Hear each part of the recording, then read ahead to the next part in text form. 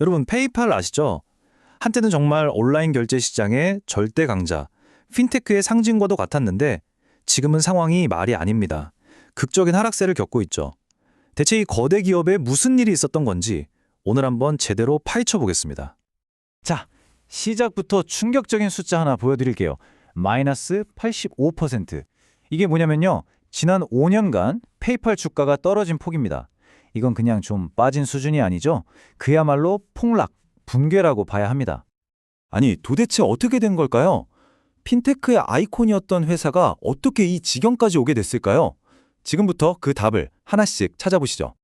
자, 먼저 이 추락이 얼마나 심각한 건지 그 규모부터 한번 제대로 짚고 넘어가겠습니다. 진짜 놀라운 건요, 바로 이 속도예요. 단 일주일 만에 주가가 23% 넘게 그냥 증발해버렸습니다. 이건 뭐 서서히 가라앉는 배가 아니라 갑자기 배에 커다란 구멍이 뻥 뚫린 거나 마찬가지인 아주 급박한 위기 상황이라는 거죠. 좋습니다. 이제는 수사의 방향을 페이팔 내부로 한번 돌려보죠. 이 엄청난 붕괴를 일으킨 결정적인 증거, 이른바 스모킹건은 과연 뭘까요? 첫 번째 단서는 바로 실적 발표였습니다. 2025년 4분기 성적표가 나왔는데 월가의 기대에 한참 못 미쳤어요. 이익도 매출도 전부 예상보다 낮게 나오면서 투자자들한테 제대로 실망감을 안겨준 거죠. 근데 진짜 심각한 문제는 따로 있었습니다. 자, 이 차트 좀 보세요. 왼쪽이 3분기인데 5% 성장했죠. 근데 오른쪽 4분기를 보세요. 1%입니다. 5%에서 1%로 그냥 곤두박질 친 거예요. 이게 바로 페이팔의 심장, 핵심 결제 사업인 브랜드 체크아웃의 성장률입니다. 아니, 성장으로 먹고 사는 회사가 성장을 멈췄다? 이건 시장에 보내는 가장 위험한 신호 중 하나입니다. 빨간불이 제대로 켜진 거죠. 근데 문제가 페이팔 안에만 있었던 건 아니에요. 자, 이제 시야를 좀 더 넓혀서 밖에서는 어떤 위협들이 페이팔을 공격하고 있었는지 살펴보겠습니다. 예전에는 온라인 결제하면 딱 페이팔이었잖아요. 근데 지금은 상황이 180도 달라졌습니다. 애플페이, 구글페이, 또 쇼피파이의 샵페이까지 정말 쟁쟁한 경쟁자들이 사방에서 페이팔의 영토를 갉아먹고 있는 거죠. 여기서 정말 중요한 게 뭐냐면요. 경쟁의 규칙 자체가 바뀌었다는 거예요. 이건 더 이상 앱이랑 앱이 싸우는 게 아닙니다. 보세요. 애플이랑 구글은 자기네들 운영체제, 그러니까 OS에다가 아예 결제 기능을 통째로 씹어버렸어요. 이건 완전히 생태계 전쟁으로 판이 바뀐 겁니다. 그러니까 우리 같은 사용자들이 굳이 페이팔 앱을 켤 필요 없이 그냥 스마트폰 자체가 지갑이 되어버린 거죠. 결제 습관이 뿌리부터 바뀌고 있다는 것.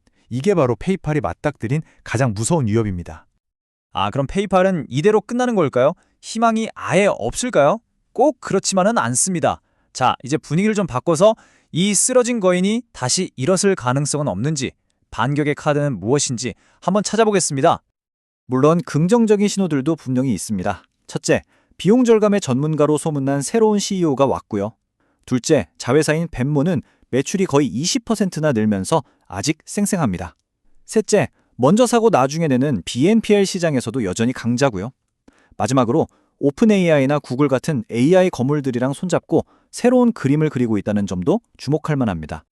그리고 페이팔이 아주 중요한 선언을 했습니다. 2026년을 투자의 해로 정했다는 건데요.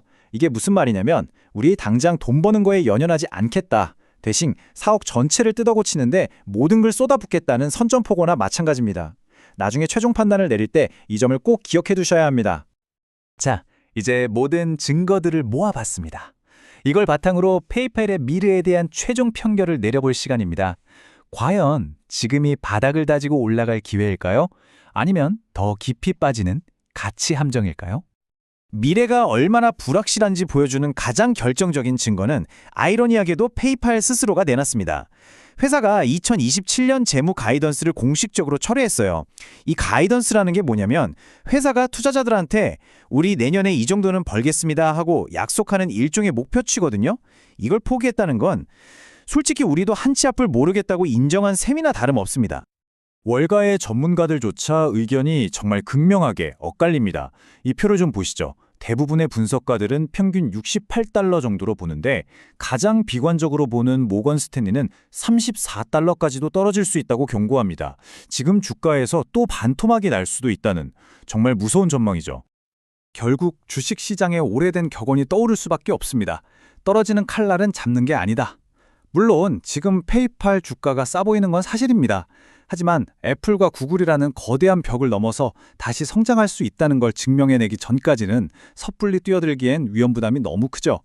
과연 페이팔은 이 절체절명의 위기를 딛고 다시 한번 핀테크의 제왕으로 부활할 수 있을까요?